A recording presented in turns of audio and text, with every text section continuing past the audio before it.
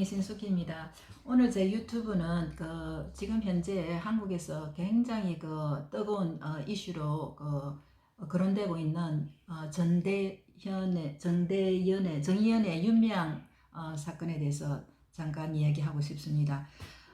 윤미향은 사실 1992년 1월부터 일본 대사관 앞에서 매주 수요일 집회를 이끌어왔죠. 그래서 그 공으로 이번에 더불어시민당 비례로 국회의원으로 당선되었잖아요. 그래서 사실 이제 이 수요 집회의 시작은 위안부 피해자들의 인권 회복과 한일 간의 왜곡된 역사를 바로잡기 위해서 이제 이걸 시작한다고 선언을 했습니다. 그런데 이제 이용수 위안군 할머니가 이 정의연의 기금 사용에 불만을 토로한 뒤에 이 사건에 대해서 여러 자우매체들의 공방이 뜨겁죠. 저는 사실 이 칼럼에서는, 이 유튜브에서는 이 사건의 시시콜콜에 대해서 전달하고 싶은 마음은 없고요. 왜냐하면 어쨌거나 이 할머니들을 위해서 제일 처음에 이 단체를 세우고 또 이 단체를 30년간 끌고 오면서 여러 가지 노력을 했지 않겠습니까? 그래서 거기에 대해서는 저는 인정을 하고 싶고요. 다만 또 이런 치부가 드러나니까 또 여러 사람들이 뭐 이래저래 비평하는데 저까지 끼어들고 싶은 생각은 없습니다. 다만 제가 옛날 제 유튜브에서 탄핵의 패턴에서 얘기한 것처럼 이 사건 또한 누군가 이제 뒤에서 조정하고 또 우리가 선동위에서 놀아나고 그리고 또한 어떤 희생양이 있는 그런 패턴에 의해서 움직인다고 저는 생각이 됩니다. 그래서 이 패턴을 기초로 다음 4가지 틀에서 이 사건을 정치 심리학적 관점에서 한번 해보고자 합니다. 첫째로 이 사건은 소위 좌파 여성들의 공가주의에 의한 보상심리로 일어났다고 저는 생각하고 있습니다. 다시 말하자면 이 여성들의 보상심리로 위안부 할머니들을 이용하고 착취하여 자신들이 돈벌이한 사건 중에 하나다. 그래서 여기에서는 위안부 할머니들이 사실은 스케이프고트, 그러니까 희생양이 된 거죠. 사실 위안부 징용은 여성의 인권 침해요, 전쟁력에 저질러진 성폭력 사태입니다. 그런데 이 비극적 사실을 이용해서 이 여성들은 기득권 유지에만 일환이 되었고 자신들의 민주화 투쟁을 한 것에 대한 보상의 도구로 삼았다는 거죠. 그러니까 이 사람들이 민주화 투쟁을 했는데 그 하나의 보상으로서 우리가 이 정도 기부금을 받아서 이용한 것에 무슨 잘못이 있느냐 이겁니다. 그 증거는 얼마 전에 정의연 대표, 이나영 중앙대 교수와 한경희 사무총장이 기자회견한 것을 제가 우연히 봤는데요. 거기서 이분들이 하는 말씀이 우리는 민주화, 반정부 투쟁, 반일을 위해서 지금까지 투쟁해 왔는데 너희들은 그동안 뭘 했나 이거죠. 어떤 면에서는 맞는 말이긴 하지만 그렇지만 이것이 변명은 될 수는 없지 않습니까? 그리고 두 번째 뭐라고 했느냐면 우리는 책을 너무 열심히 읽었는데 너는 책이라도 읽었느냐.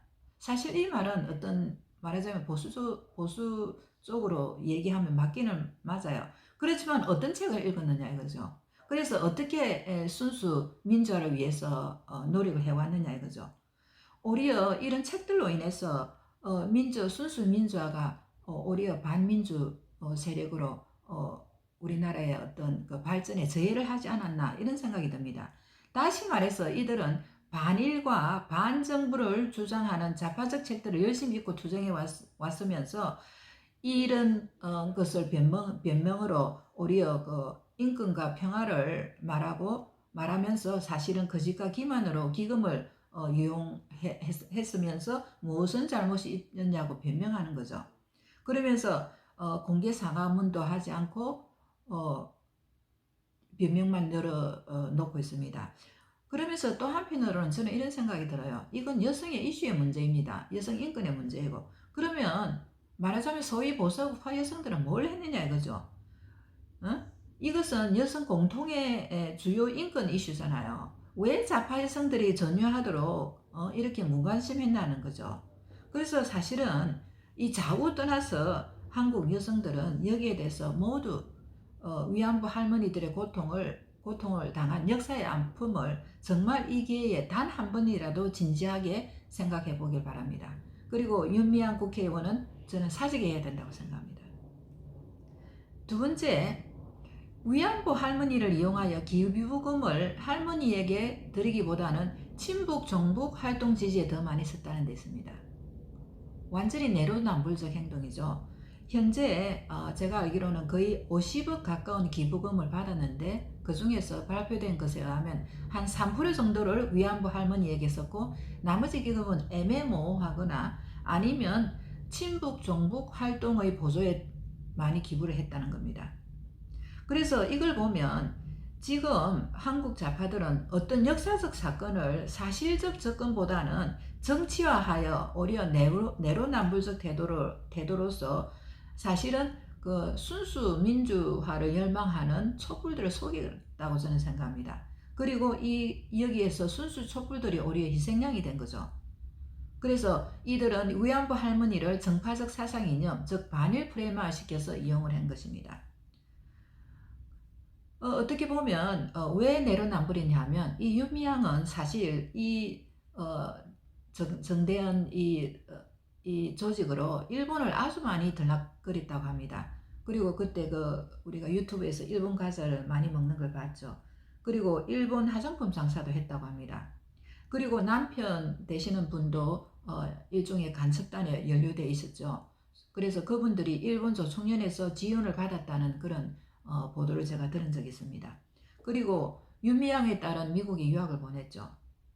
그래서 여기 보면 이 분들은 이 기부금을 종북 친북자들의 반일, 반미, 반민주 운동에 보조를 했는데 실제 이 사람들은 일본을 더 이용하고 또 미국을 더 이용을 하고 그 다음에 또 여러 가지 이 민주화 양심, 평등 평화, 인권을 선점해서 공의롭고 공정하고 가정은 투명하게라는 슬로건을 걸었지만은 사실은 그 아래에서는 내로남불적인 행동을 하는 좌파의 민낯이 그대로 드러난 사건이라고 저는 봅니다.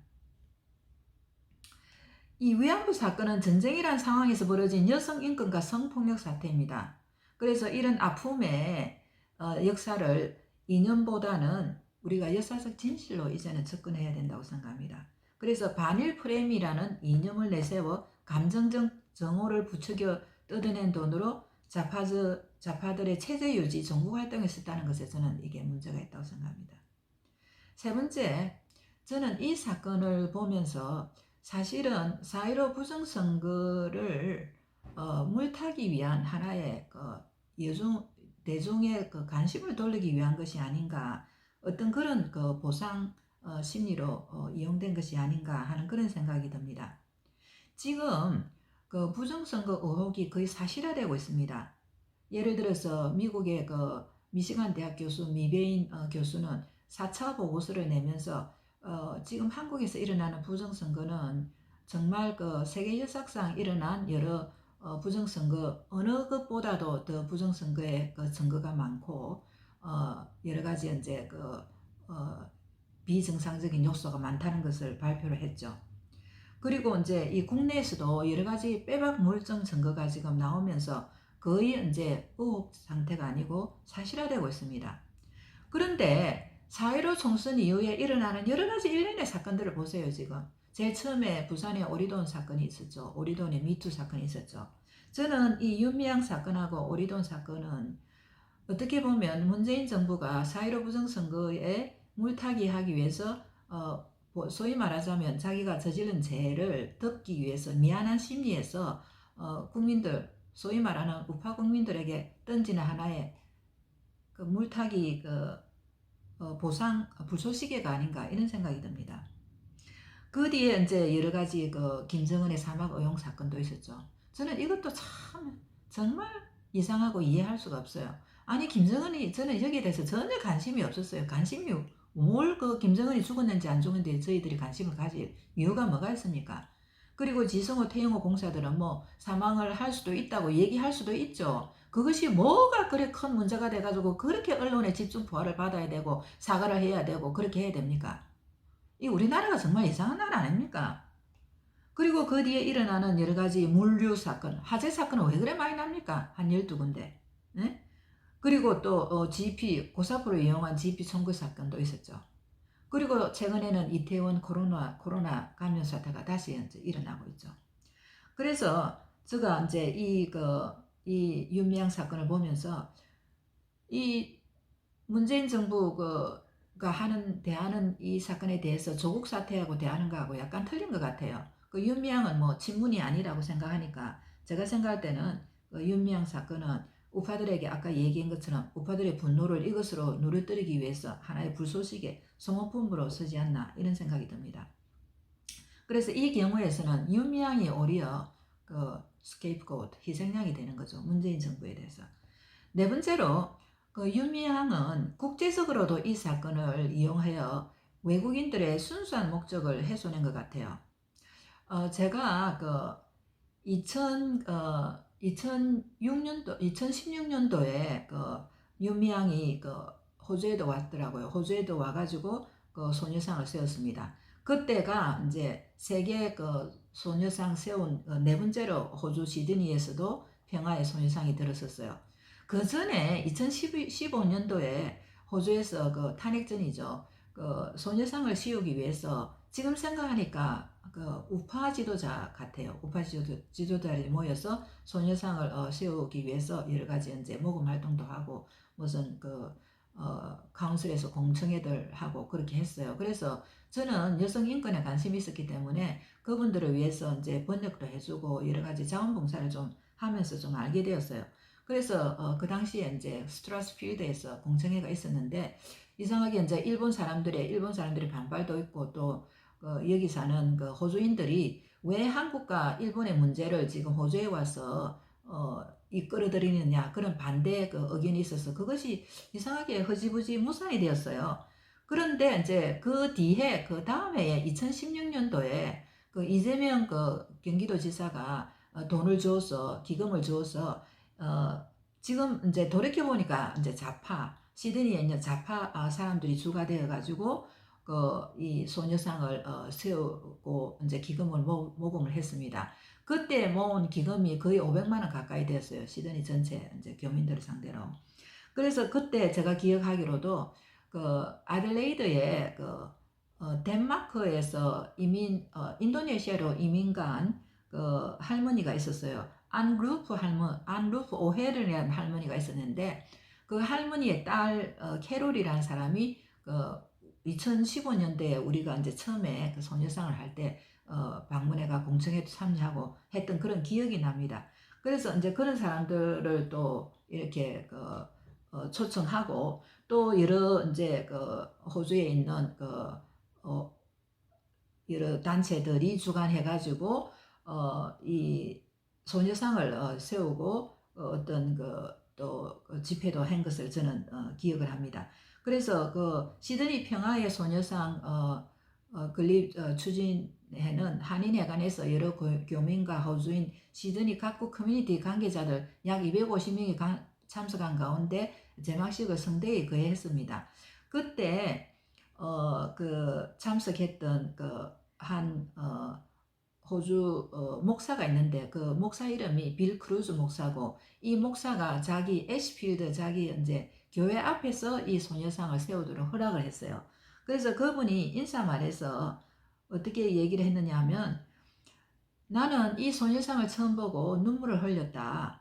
그리고 이 문제는 한국 위안부 문제뿐만 아니고 전쟁 중에 고통당한 세계 전체 여성의 문제이다. 그래서 이 아픈 역사가 반복되지 않기 위해서 일본 정부가 여성 고통에 대해서 인정하고 사과를 해가지고 우리가 이제 과거를 물리치고 미래를 나아갈 수 있기를 진심으로 바란다. 라고 이제 말씀한 것을 저는 기억합니다.